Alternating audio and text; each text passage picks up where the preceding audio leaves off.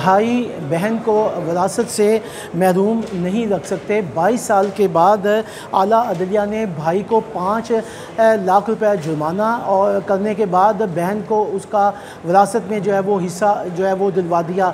ये खातून जो है वो लाहौर के एक मतवासत घराने से जो है वो ताल्लुक़ रखती थी और इन्होंने जब इनके वालिद फ़ौत हो गए और इन्होंने अपने भाई से बात की तो इन्होंने कहा कि तुम्हारा तो जायदाद में बिल्कुल हिस्सा नहीं है। वो खातून परेशान हो गई और उसने कहा कि शरई तौर पर, कानूनी तौर पर मेरा हक़ जो है वो मुझे मिलना चाहिए, लेकिन मुझे ये क्यों जो है वो हक़ जो है वो नहीं दे रहे। उन्होंने अपने अजीज़ो कारब से भी बात की तो उन्होंने कहा कि अगर तुम अदालत में जाओगी तो तुम्हें वहाँ जाने के बाद बदनामी जो है वो होगी, लेकिन इसने कहा कि अगर बदनामी होगी तो मेरे हिस्से का जो है वो क्या बनेगा। ताहम इसने काफ़ी सोचा।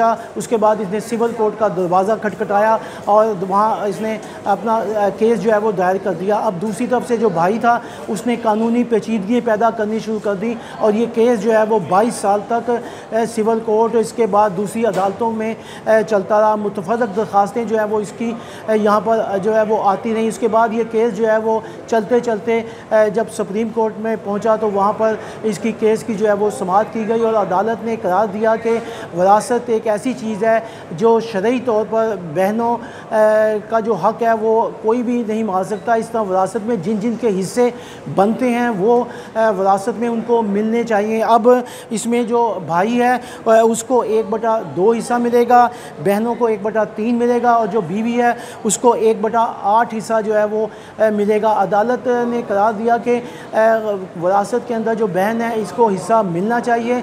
भाई ने कहा कि इसे हिस्सा नहीं मिल सकता। इसने जान के कानूनी पेचीदगी पैदा करने की कोशिश की, लिहाजा उसको जो है वो 5 लाख रुपए जुर्माना किया गया और साथ ही बहन को उसका हक़ जो है वो 22 साल के बाद दिलवा दिया। अब बात यह है कि शरई तौर पर जो है वो विरासत में भाइयों को जो है वो बहनों का हिस्सा जो है वो देना होगा और देना चाहिए, क्योंकि इससे ही हमारी बचत है और आखिर भी हमारी जो है इससे बेहतर होगी।